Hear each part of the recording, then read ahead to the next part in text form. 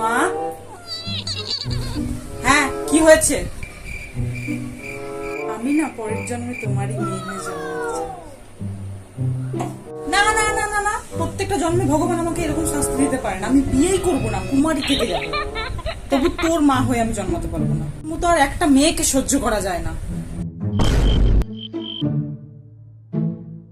ফালতু মেয়ে একটা তৈরি হয়েছে, সকাল সকাল মাথা খাস না। যা, যেমন বাপটা তেমনি মেয়ে, পুরো গোষ্ঠীটাই জানো। আর একদম কি করে তুই আমার মেয়ে হলি কে জানে। এখান থেকে একদম চলে যা আমার চোখের সামনে থেকে। এইসবগুলো আমার কপালেই জুটবে।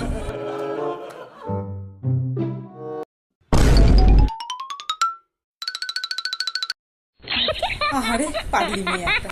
খেতে দিচ্ছি, খেতে আয়।